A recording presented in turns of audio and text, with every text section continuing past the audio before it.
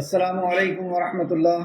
الحمد للہ ان الحمد للہ نحمده ونستعینه ونستغفره ونعوذ باللہ من شرور انفسنا ومن سیئات اعمالنا من يهده الله فلا مضل له ومن يضلل فلا هادي له واشهد ان لا اله الا الله واشهد ان محمدا عبده ورسوله رب اشرح لي صدري ويسر لي امري واحلل عقدة من لساني يفقهوا قولي رب زدنی علما رب زدنی علما رب زدنی علما آمین یا رب العالمین۔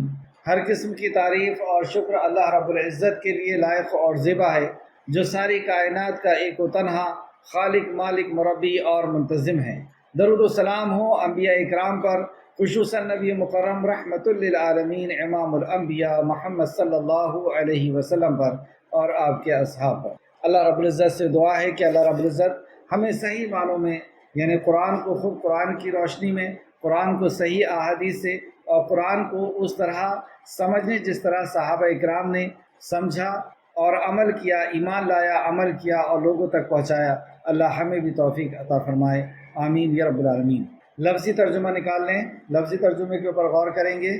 اعوذ باللہ من الشیطان الرجیم، اے اللہ ہم تیری پناہ میں آتے ہیں شیطان سے۔ اے اللہ تو ہمیں شیطان کے مکر و فریب سے بچا لے کہ وہ تیرے دین سے ہمیں دور کر دے، تیرے کلام سے ہمیں دور کر دے۔ اے اللہ ہم شیطان مردود سے تیری حفاظت چاہتے ہیں، تو ہمیں شیطان سے حفاظت میں لے لے۔ بسم اللہ الرحمن الرحیم، اللہ کے نام کے ساتھ جو بڑا مہربان اور بار بار رحم فرمانے والا ہے۔ اس عظیم کام کو ہم اللہ سبحانہ وتعالیٰ کے نام سے شروع کرتے ہیں۔ ذالکم اللہ، یہ اللہ ہے، ربکم تمہارا رب۔ یعنی پچھلی آیتوں میں اللہ رب العزت کی نشانیوں کے تعلق سے ہم نے جو پڑھا کہ جو یہ کائنات کو تخلیق بخشنے والا ہے، جو خالق مالک اور مدبر ہے، جو ہر مخلوق کو پیدا کرنے والا، اس کی حفاظت کرنے والا اور ان کی ضرورتوں کا پورا کرنے والا، ہر مخلوق، وہ آسمان کے اوپر کی ہو، اسپیس کی ہو، فلکیات کی ہو یا زمین کی ہو یا انسان کی ضرورتیں، تو یہ سب کچھ جس نے عطا کیا اور جو اس کا مالک ہے اور جو اس کا مدبر ہے، پلان کرنے والا ہے، وہ ہے رب۔ تو فرمایا ذالکم اللہ، یہی ہے اللہ، ربکم رب تمہارا، لا الہ الا ہوا، لا نہیں، الہ کوئی الہ، پہلے نفی، سارے باطل معبود کا انکار، لا نہیں، الہ کوئی الہ، کوئی عبادت کے لائق، کوئی برحق، الا مگر، ہوا وہی اللہ۔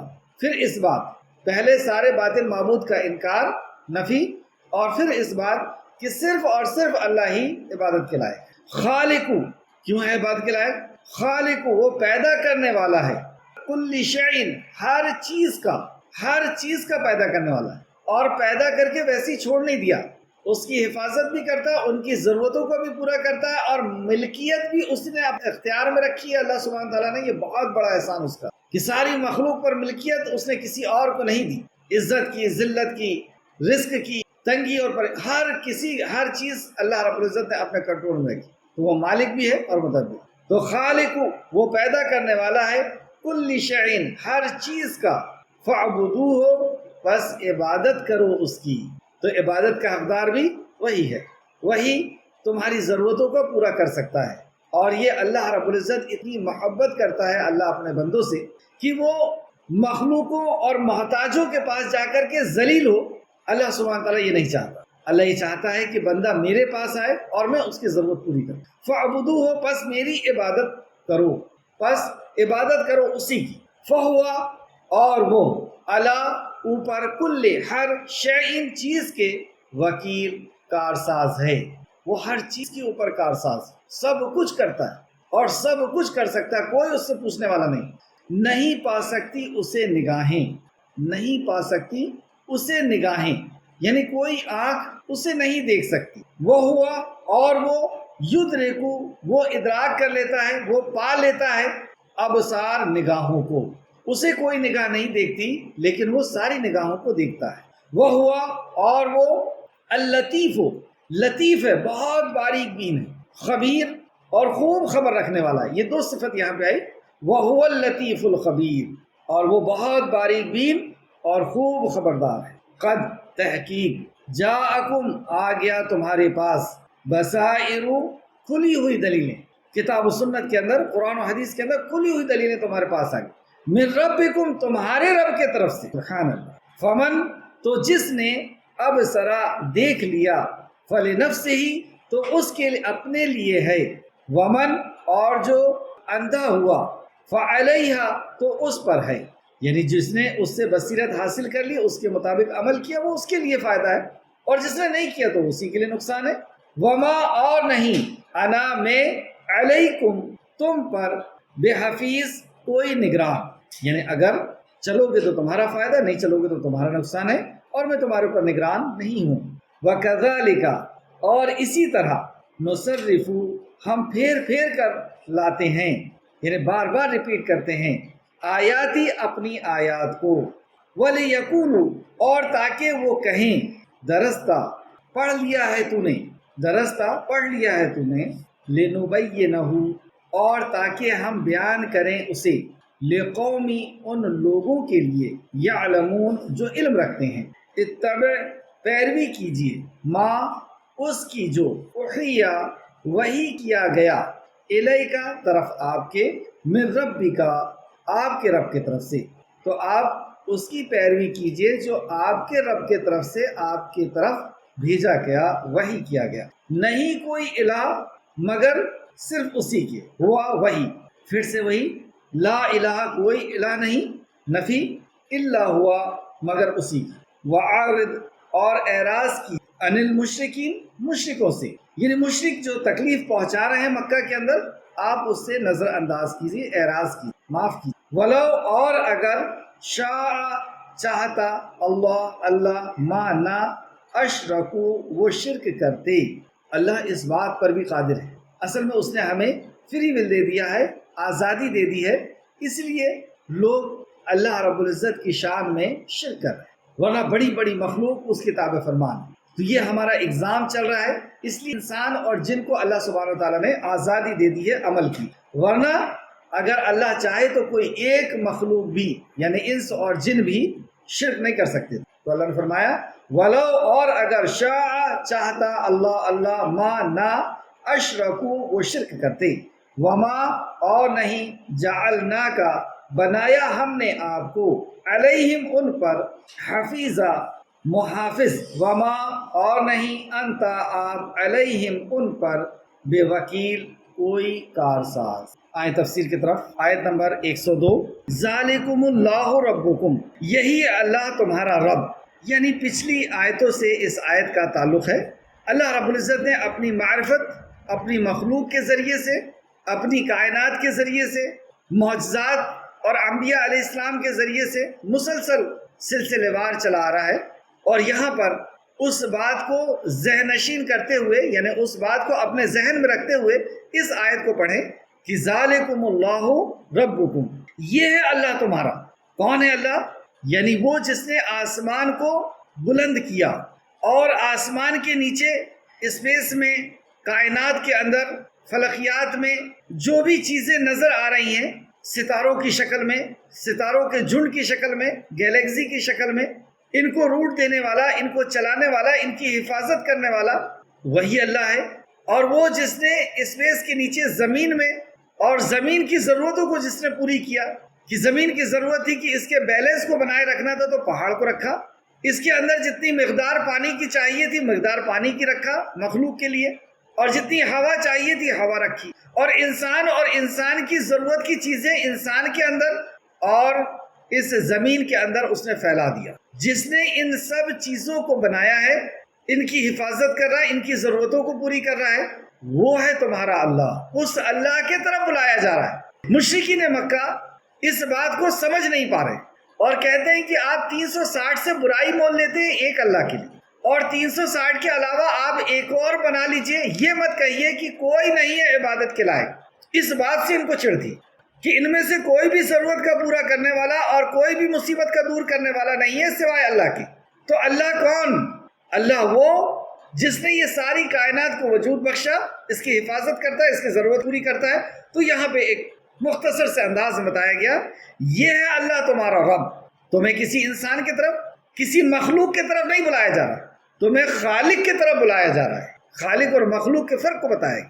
تو یہ اللہ تمہارا رب ہے، اس کے سوا کوئی معبود نہیں، لا الہ، کوئی عبادت کے لائق نہیں۔ پہلے نفی کرائی جاتی ہے، پہلے باطل معبودوں کو دل سے نکالو، پھر اس کے بعد اقرار کرو، اور یہی کلمہ، یہی شہادت ہمیں دار اسلام کے اندر لاتی ہے۔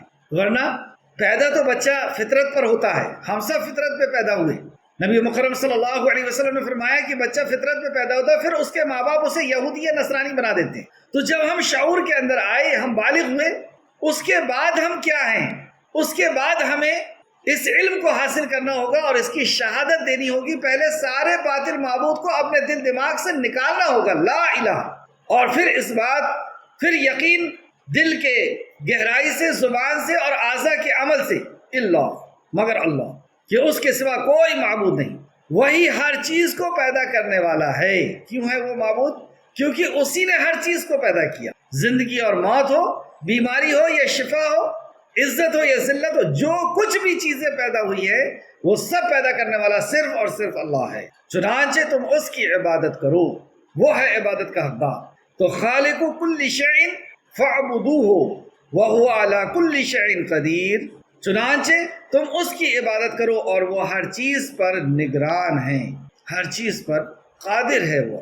اس آیت میں تینوں توحید کا ذکر ہے، توحید ربوبیت، الوہیت اور اسماء الحسنی بھی۔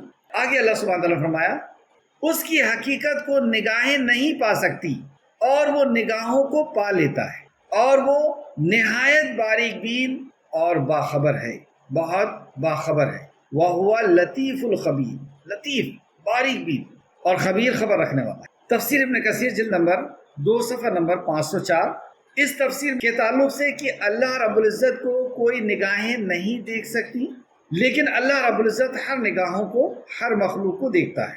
تو دنیا میں اللہ سبحانہ وتعالیٰ کا دیدار کسی کو بھی نہیں ہے، لیکن آخرت میں اللہ رب العزت کا دیدار ہے۔ تفسیر ابن کثیر صفحہ نمبر 504، آخرت میں دیدار الہ۔ ارشاد باری تعالیٰ ہے، لا تدرکہ الابصار، وہ ایسا ہے کہ نگاہیں اس کا ادراک نہیں کر سکتی، یعنی نگاہیں دنیا میں اس کا ادراک نہیں کر سکتی، اگرچہ آخرت میں دیدار الہ سے ضرور فیضیاب ہوگی۔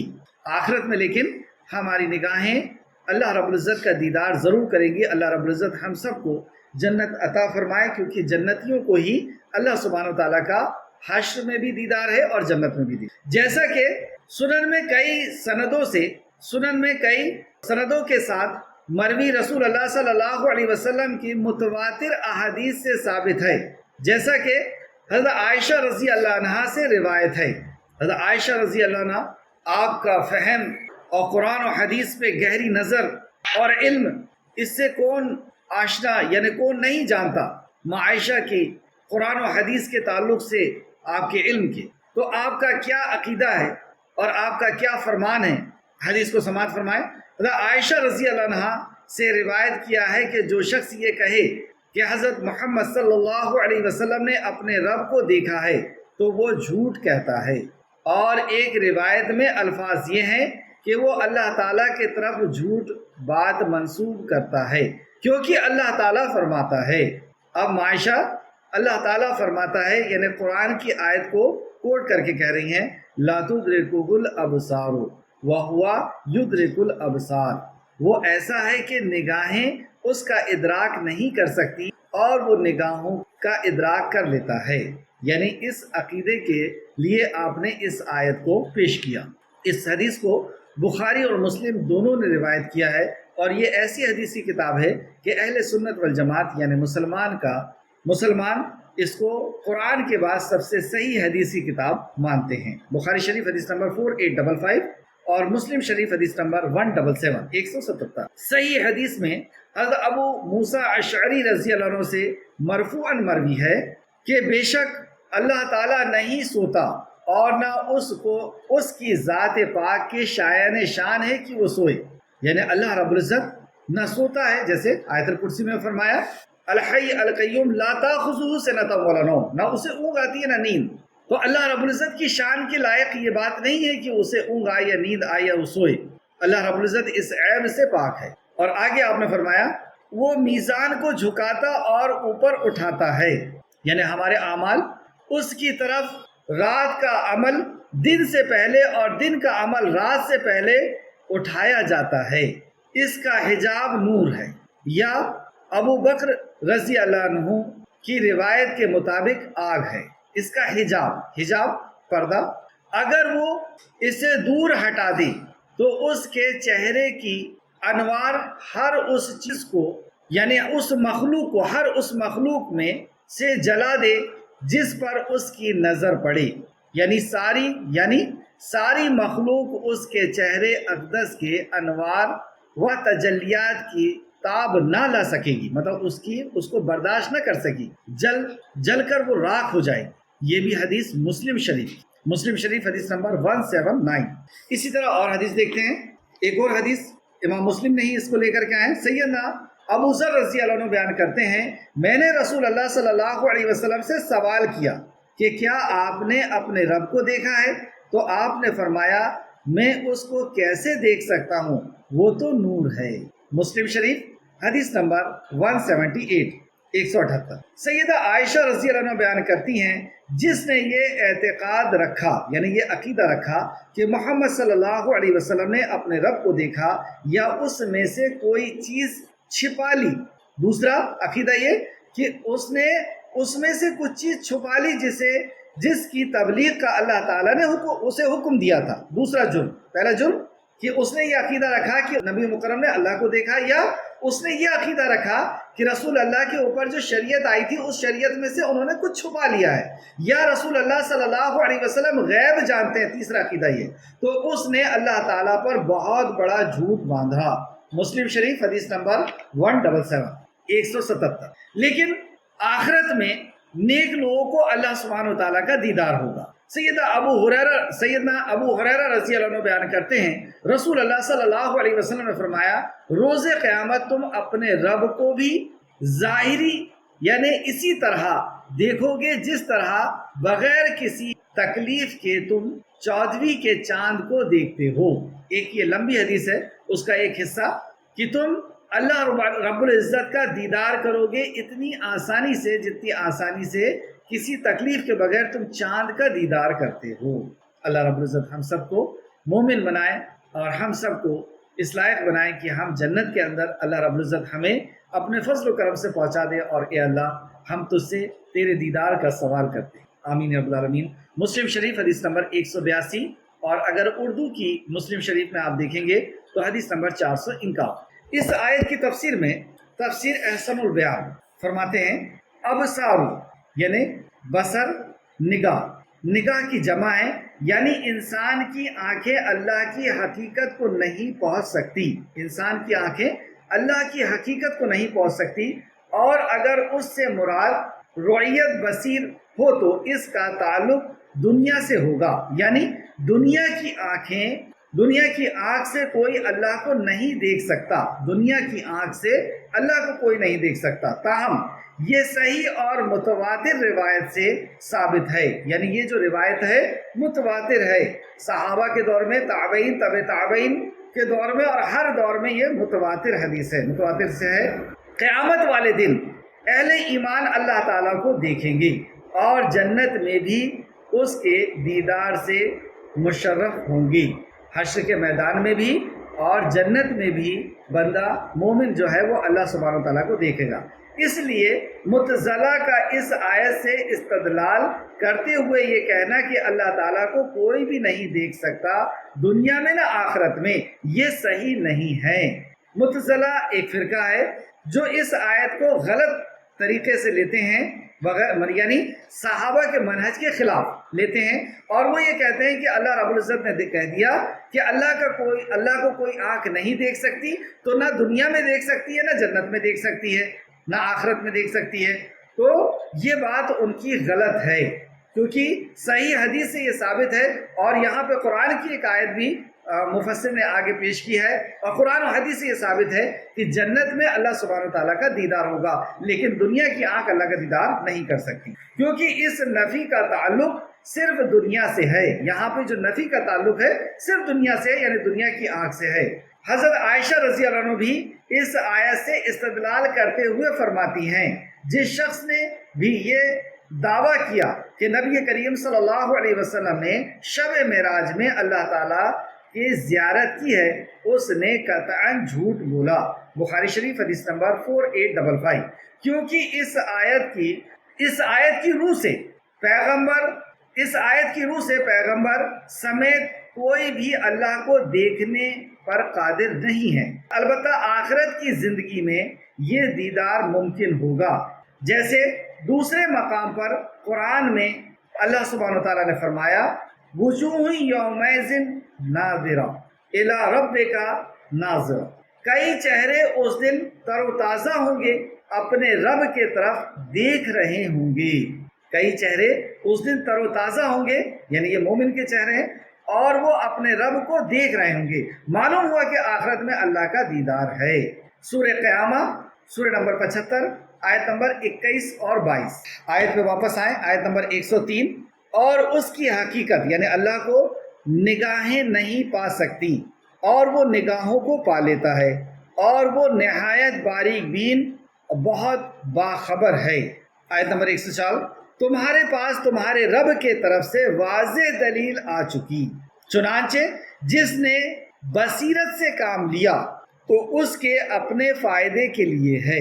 یعنی ہمارے سامنے قرآن و حدیث کی واضح دلائل آ چکے ہیں، اللہ رب العزت کے ہونے کی دلیل، یہ کلام کے اللہ کے کلام ہونے کی دلیل، اور رسول کریم صلی اللہ علیہ وسلم کے اللہ کے رسول ہونے کی دلیل، یہ ساری چیزیں ہمارے سامنے واضح ہو کر کے آ چکی ہیں۔ اگر اب ہم اپنی بصیرت سے کام لیں گے، اپنی عقل سے کام لیں گے اور اس کی اطاعت و فرمانبرداری کریں گے تو اس میں ہمارا فائدہ ہے۔ اس کی تفسیر کے تعلق سے تفسیر ابن کثیر فرماتے ہیں روشن دلائل سے کیا مراد ہے؟ بصائر سے مراد وہ روشن دلائل و برہان ہیں جو قرآن مجید میں موجود ہیں، نیز جنہیں رسول اللہ صلی اللہ علیہ وسلم لے کر دنیا میں تشریف لائے ہیں۔ فمن ابصر فلنفسہ، تو جس نے بصیرت سے کام لیا اس نے اپنا بھلا کیا، یعنی جس نے بصیرت سے اپنے عقل سے کام لیا، سوچ سمجھ سے کام لیا تو اس کا ہی بھلا ہوگا، اس میں کسی دوسرے کا بھلا نہیں ہونا ہے۔ سورہ یونس آیت نمبر 108 میں بھی اللہ فرماتا ہے چنانچہ جو کوئی ہدایت حاصل کرتا ہے، یعنی جو زندگی گزارنے کا جو طریقہ اللہ رب العزت نے بتایا ہے اس کو جو اختیار کر لیتا ہے، اس کو قبول کر لیتا ہے۔ چنانچہ جو کوئی ہدایت حاصل کرتا ہے تو یقیناً ہدایت سے اپنے ہی حق میں بھلائی کرتا ہے، اور جو گمراہی اختیار کرتا ہے تو یقیناً گمراہی سے اپنا ہی نقصان کرتا ہے، کسی اور کا نقصان نہیں، اپنا ہی نقصان کرتا ہے۔ آگے اللہ سبحانہ تعالیٰ نے فرمایا اور جو اندھا بنا رہا اس کا وبال بھی اسی پر ہوگا، اور کہہ دیجئے میں تم پر محافظ نہیں ہوں۔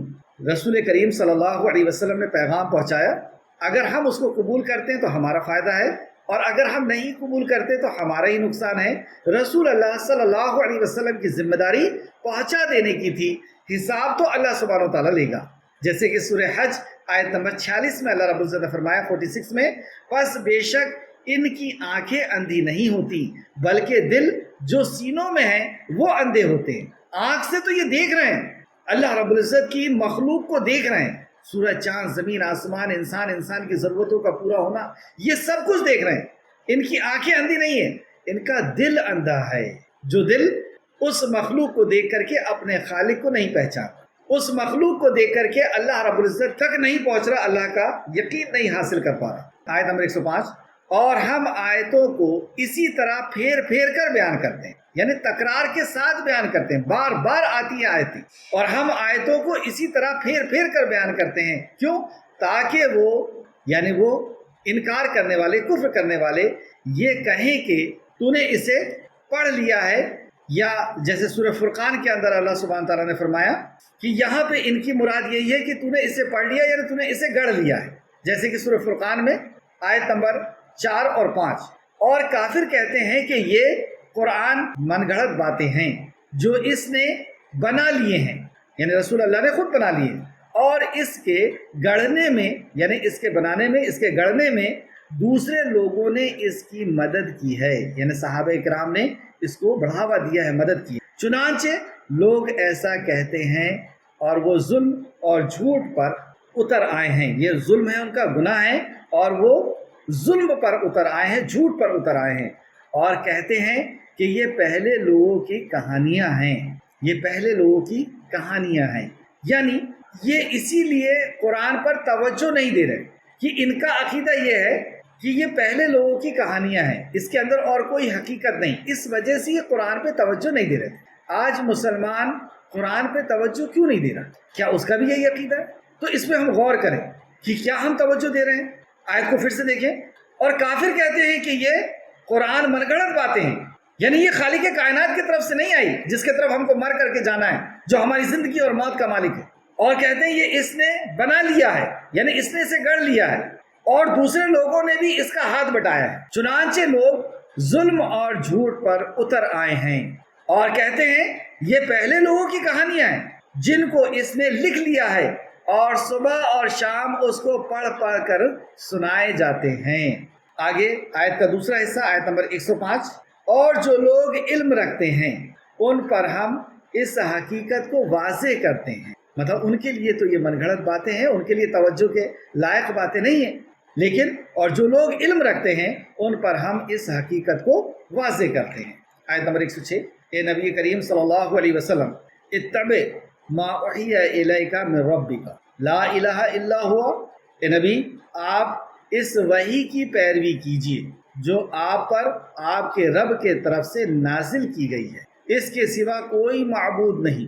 کیا وحی کی گئی ہے؟ کہ اللہ کے سوا کوئی معبود. آیت کو دیکھیں، آپ پھر سے غور کریں.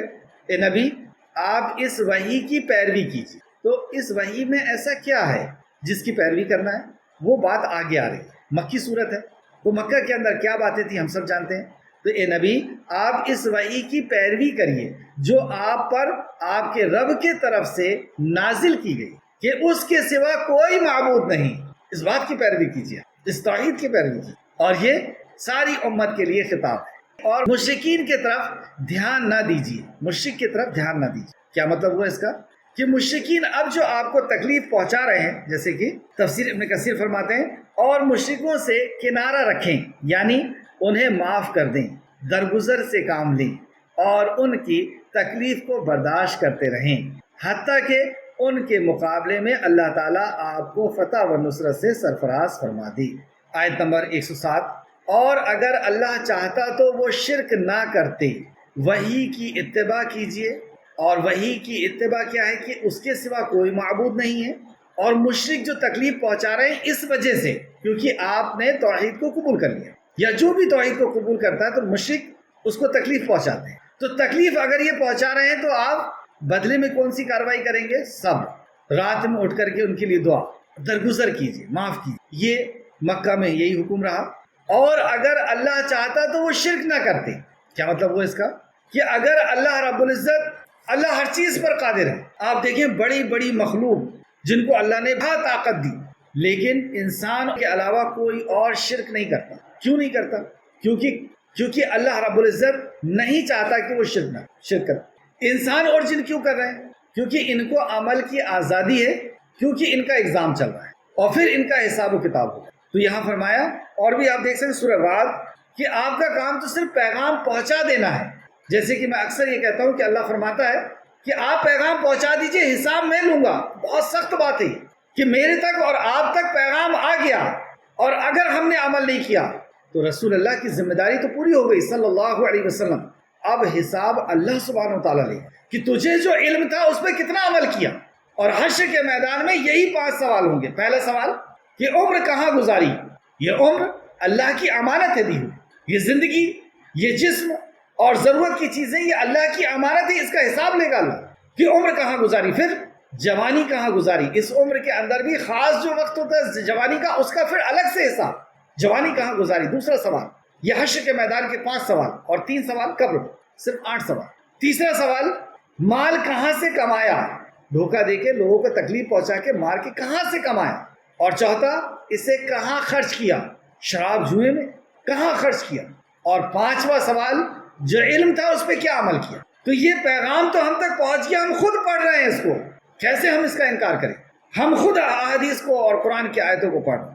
اللہ رب العزت فرماتا ہے فَإِنَّمَا عَلَيْكَ الْبَلَاغُ وَعَلَيْنَا الْحِسَابُ، سورہ رعد آیت نمبر 40۔ اے نبی کریم صلی اللہ علیہ وسلم، آپ کا کام صرف پہنچا دینا ہے، یعنی ہمارے احکام کو پہنچا دینا ہے، اور ہمارا کام حساب لینا ہے۔ وَعَلَيْنَا الْحِسَابُ اللہم احسبنی حسابا یسیرا، اللہم احسبنی حسابا یسیرا، اے اللہ ہمارا حساب آسان کر دے، اے اللہ ہمارا حساب آسان فرما۔ تو آیت پھر سے سماعت فرمائے، آیت نمبر 107۔ اور اگر اللہ چاہتا تو وہ شرک نہ کرتے، اور ہم نے آپ کو ان پر محافظ نہیں بنایا، اور آپ ان کے ذمہ دار نہیں ہیں، آپ ان کے ذمہ دار نہیں ہیں۔ آپ نے پیغام پہنچا دیا، اب آپ کی ذمہ داری ختم ہو۔ آیت نمبر 108۔ اور مشرکین اللہ کو چھوڑ کر جنہیں پکارتے ہیں تم انہیں گالی مت دو۔ یہ اصول ایک اللہ سبحانہ تعالیٰ نے دعوت دینے کے بیچ میں بتا دیا کہ تم ان کو گالی نہ دو، اور یہ مسلمان کو زیب بھی نہیں دیتا۔ اور کیوں؟ اصل میں اس کا نتیجہ کیا آئے گا؟ کئی بار ہم اچھی بات کہتے ہیں اور اسے منع کر دیا جاتا ہے کہ ایسا مت کرو، کیونکہ اس اچھی بات کا کئی دفعہ ایسا ہوتا ہے کہ اس کا نتیجہ ٹھیک نہیں ہوتا، اس لیے وہاں پہ رک جانا ٹھیک۔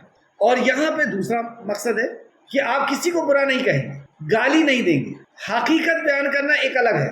جیسے یہاں پہ جو آیت بیان کی گئی، آیت نمبر 108، اور مشرکین اللہ کو چھوڑ کر جنہیں پکارتے ہیں تم انہیں گالی مت دو، پھر وہ بھی جہالت میں حد سے گزرتے ہوئے اللہ کو گالی دیں گے۔ یہ اس کا نتیجہ۔ اسی طرح ہم نے ہر امت کے لیے ان کے عمل میں کشش پیدا کر دی ہے۔ یہ بھی ایک اللہ کا کام ہے کہ جس چیز کے طرف ہم جاتے ہیں، اللہ رب العزت اسی طرف ہمارے رخ کو موڑ دیتا ہے۔ تو مشرکین جو عمل کرتے ہیں اسی عمل کو اللہ نے ان کے لیے پرکشش بنا دیا، یعنی انہیں شرک میں کشش محسوس ہوتی ہے، وہ بہت خوشی کے ساتھ ثواب سمجھ کر کے کرتے، نیکی سمجھ کر کے کرتے، پھر انہیں اپنے رب کے طرف لوٹ کر جانا ہے۔ پھر وعید بھی بتا دی کہ تم جو عمل کر رہے ہو اور پرکشش ہو گئے ہیں تمہاری نظر میں، اور کیونکہ تم انہیں توجہ دے رہے تھے اس لیے اللہ نے تمہارے رخ کو ادھر ہی کر دیا۔ اور یہ مت سمجھو کہ دنیا میں ہی رہو گے اور یہ باطل معبود تمہارے کسی کام آ جائیں گے، تمہیں لوٹ کر کے پھر اللہ ہی کے پاس آنا ہوگا، اور مالک یوم الدین، بدلے کے دن کا تو مالک صرف وہی ہوگا۔ پھر انہیں اپنے رب کی طرف لوٹ کر جانا ہے، پھر وہ انہیں بتائے گا کہ وہ کیا کچھ کرتے رہے تھے۔ اللہ رب العزت آیت نمبر 109۔ اور انہوں نے اللہ کے نام کی پختہ قسمیں کھائی کہ اگر ان کے پاس مخصوص نشانیاں آ جائیں تو وہ اس پر ضرور ایمان لے آئیں گے۔ اور انہوں نے اللہ کی، یعنی یہ مشرکین، انکار کر دیا انہوں نے اللہ کے کلام کا، نبی کے فرمان، آخرت کا، لیکن اس کے بعد اب قسم کھا کر کے کہتے ہیں، اور اللہ کی پختہ قسم کھا کے کہتے ہیں کہ اگر آپ ہمیں معجزے دکھا دیں گے تو ہم ایمان لے آئیں گے۔ تو جنہوں نے انکار کر دیا، جن کے دل نے ہی انکار کر دیا ہے، وہ بڑے سے بڑا معجزہ بھی دیکھ لیں تو کیا وہ ایمان لائیں گے؟ اللہ عالم الغیب ہے، اللہ جانتا ہے۔ تو اللہ نے فرمایا، اے نبی کہہ دیجئے نشانیاں تو صرف اللہ ہی کے پاس ہے، میں نہیں دے سکتا نشانیاں، میں نہیں تمہارے کو معجزے دکھا سکتا، یہ نشانیاں ہیں، یہ اللہ ہی کے پاس ہے۔ اور تمہیں اس کی کیا خبر کہ جب وہ نشانی آ جائے گی تو بھی وہ ایمان نہیں لائیں گے۔ اللہ عالم الغیب وہ جانتا ہے کہ اگر انہیں نشانیاں دکھا بھی دی جائیں گی تو بھی یہ ایمان نہیں لانے والے۔ انہیں پہلے پوری وضاحت کے ساتھ قرآن کے ذریعے سے بتا دیا گیا، اور انہوں نے کائنات کی نشانیوں کو دیکھ لیا، اور رسول مکرم صلی اللہ علیہ وسلم کی پاکیزہ زندگی کو 40 سال دیکھ لیا، اور تورات اور انجیل اور پچھلی کتابوں کا تعلق سے بھی انہیں پتا ہے، سب کچھ معلوم ہے ان کو۔ اب تو یہ بحث کرنے کے لیے آئے، قسمیں کھا رہے ہیں کہ ایسا کر دو، یہ پہاڑ کو ہٹا دو، یہاں سے دریا نکال دیجئے اور یہاں پہ پیڑ لگا دیجئے اور گارڈن بنا دیجئے مکہ کو۔ تو یہ قسمیں کھا رہے ہیں کہ آپ معجزے دکھائیے، ہم ایمان لے کر کے آئیں گے، تو ان معجزوں کو دیکھ کر کے انہیں ایمان حاصل نہیں ہونا ہے۔ کیوں نہیں؟ آگے آیت میں فرمایا، اور اس پارے کی یہ آخری آیت ہے 110 نمبر، اور ہم اسی طرح ان کے دلوں اور نگاہوں کو پھیر دیتے ہیں، اللہ ہم سب کو اس سے محفوظ رکھے، اور ہم اسی طرح ان کے دلوں اور آنکھوں کو پھیر دیتے ہیں جس طرح یہ پہلی بار اس سے، یعنی قرآن پر ایمان نہیں لائے تھے۔ ان کے پہلی بار ان کے سامنے قرآن آیا تھا، واضح دلائل آئی تھی، لیکن انہوں نے انکار کر دیا، تو ہم نے بھی ان کے دل کو پھیر دیا، ہم انہیں ان کی سرکشی میں بھٹکنے کے لیے چھوڑ دیتے، ہم ان کی سرکشی میں انہیں بھٹکنے کے لیے چھوڑ دیتے ہیں۔ اس آیت کی تفسیر میں تفسیر ابن کثیر فرماتے ہیں صفحہ نمبر 511، اوفی نے حضرت ابن عباس رضی اللہ عنہ سے اس آیت کی تفسیر میں روایت کیا ہے کہ مشرکین نے جب اس قرآن مجید کا انکار کر دیا جسے اللہ تعالیٰ نے نازل فرمایا تھا تو اس کے بعد ان کے دل کسی بھی چیز پر ثابت نہ رہے بلکہ ہر چیز سے پھر گئے۔ تو جو قرآن سے پھر جاتا ہے اور دلائل کو دیکھ کر کے، سن کر کے، جان کر کے، مخلوق کو دیکھ کر کے بھی انکار کر دیتا ہے، تو اللہ رب العزت اس کے دل کو پھیر دیتا ہے۔ اور اللہ رب العزت سے دعا ہے کہ خالق مالک ہمیں قرآن کو صحیح معنوں میں سمجھنے، اس پہ غور فکر کرنے، اس پہ ایمان لانے اور عمل کرنے کی توفیق عطا فرما۔ اے خالق مالک جب تک تو ہمیں زندہ رکھ، ایمان اخلاص اور عمل صالح کے ساتھ زندہ رکھ، ہمارا خاتمہ بالخیر فرما، آمین یا رب العالمین۔ السلام علیکم ورحمۃ اللہ وبرکاتہ۔